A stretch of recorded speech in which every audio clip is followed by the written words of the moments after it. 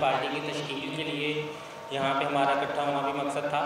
तो हम अब आज ऐलान करते हैं कि हम अपनी एक सियासी पार्टी तश्कील देंगे आज़ादी के नाम से, और इस पार्टी का मंशूर जो होगा वो लोअर मिडिल क्लास जो आवाम है पाकिस्तान की, उसके लिए काम करना होगा।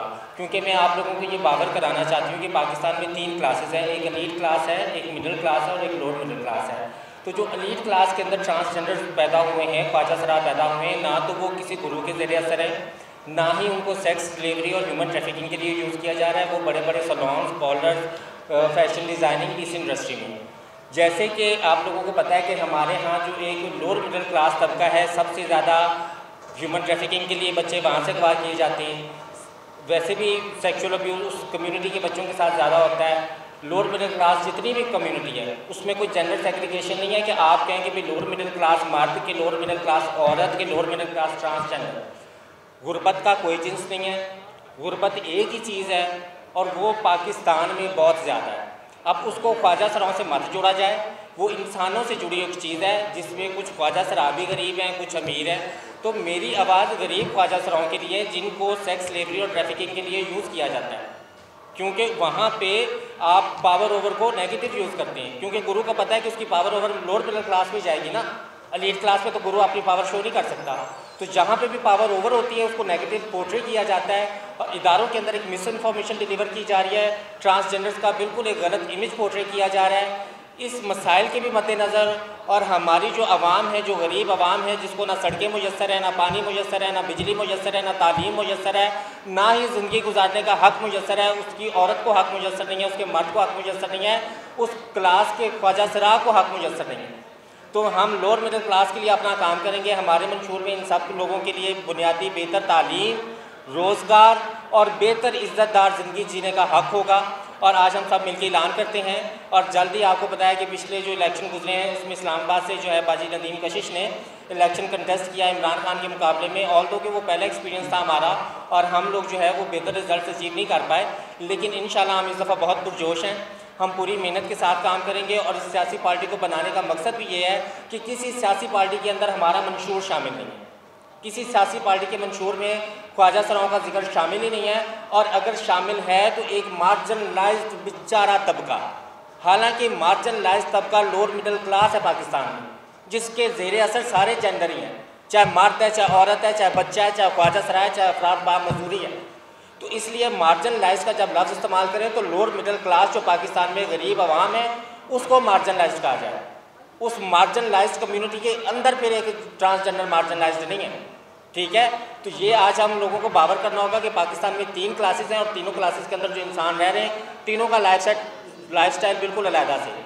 उसको एक चीज़ ना बनाई जाए। ख्वाजा सरा का जब हम लफ्ज़ इस्तेमाल करें तो हम इस्तेमाल करें कि जो लोअर मिडिल क्लास ख्वाजा सरा हैं उनके साथ ये मसाइल है, क्योंकि एलीट ख्वाजा सरा वहाँ पे वो मसाइल नहीं बर्दाश्त कर रहा है जो लोअर मिडिल क्लास का है। जैसे कि आपको पता है हमारे पन्नी के बहुत मशहूर शख्सियत है जिन्होंने अभी 20 करोड़ रुपया शो किया नैब को टैक्स देने के लिए, तो आपको लगता है कि वो उसके भी मसाइल वही हैं जो सड़क पे भीख मांगने वाले ख्वाजा सरा के मसाइल हैं। तो इसलिए हमारी आवाज़, हमारी जंग जुल्म के ख़िलाफ़ है, जुर्म के ख़िलाफ़ है। जुर्म जो भी करेगा वो मुजरिम होगा, चाहे ख्वाजा सरा बन के जुर्म करे, चाहे नकली ख्वाजा सरा बन के जुर्म करे, चाहे असली ख्वाजा सरा बन के जुर्म करे। जुर्म जुर्म है, जुर्म के ऊपर कोई जस्टिफिकेशन नहीं है, जुर्म के ऊपर कोई रियायत नहीं है। जब पाकिस्तान का आइन, पाकिस्तान की रियासत, जब हमारी हुकूमत, हमारी अदालत जुर्म जिस चीज़ को कह रही है वो जुर्म ही होगा, उसको हम जुर्म ही कहेंगे और हम मिलकर उसके खिलाफ आवाज़ उठाएंगे। हम जुर्म के ऊपर जिन्स को कभी तो फौकियत नहीं देंगे कि भाई ये ख्वाजा सरा है तो उसके लिए जुर्म माफ़ है, अगर ये ख्वाजा सरा ह्यूमन ट्रैफिकिंग कर रहा है तो उसको माफ़ है, अगर ये बैगिंग कर रहा है तो उसको माफ़ है, अगर ये सेक्स स्लेवरी किसी से करवा रहा है तो उसको माफ़ क्यों माफ़ है। आपके जेंडर एक्सप्रेशन कहीं पे भी जुर्म नहीं है। पाकिस्तान का आईन आपके जेंडर एक्सप्रेशन को जुर्म नहीं कहता, चोरी को जुर्म कहता है, डाके को जुर्म कहता है। जुर्म है, इंसानी स्मगलिंग जुर्म है। हम सब मिलके इसके खिलाफ आवाज़ उठाएंगे।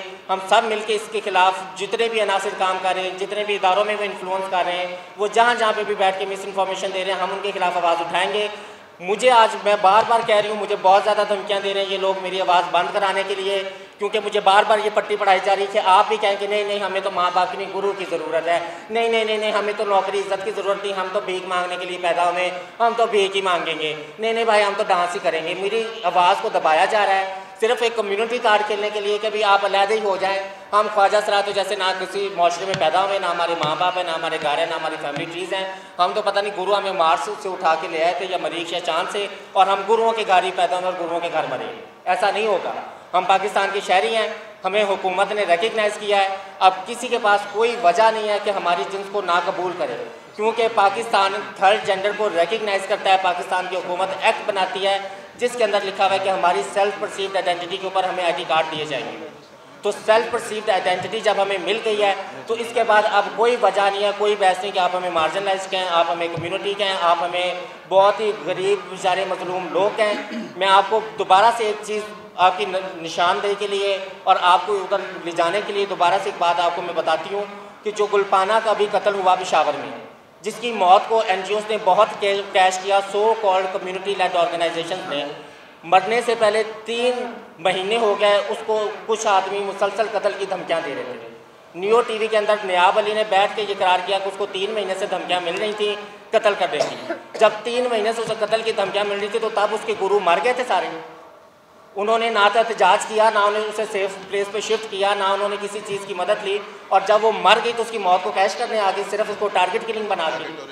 हर जुर्म के पीछे एक वजह होती है। बिल्कुल आप ये मत सोचें कि जो ख्वाजा सरा कत्ल हो रहे हैं इनके पीछे टारगेट किलिंग है। इनके पीछे टारगेट किलिंग नहीं है, इनके पीछे बाकायदा एक वजह है। उस वजह को मद्देनज़र रखा जाए। गुलपाना ने मरने से पहले जो उसने कमाया, जो उसकी प्रॉपर्टी थी, वो किधर गई? अलीशा जो सबसे पहले कत्ल केस हुआ, जिसके ऊपर इतनी बहस हुई कि डॉक्टर फैसला ही ना कर पाए कि ये मर्द वार्ड में जाए या औरत वार्ड में, आप लोगों ने ये क्यों नहीं फैसला किया कि फंक्शन चलते फंक्शन शादी के अंदर उस एक आदमी ने गोली मार दी, उस आदमी से क्यों गोली मारी, वो आदमी अब कहाँ है और वो कहाँ नहीं है? हमें सिर्फ पता है, तो ये पता है कि वो डॉक्टर का है जिसने भी अलीशा को बचाया नहीं था, लेकिन हम अभी तक हमें ये नहीं पता कि वो आदमी का है जिसने उसे कत्ल किया था, चलते फंक्शन के अंदर सारी आवाम के सामने से गोली मार के कत्ल कर दिया था।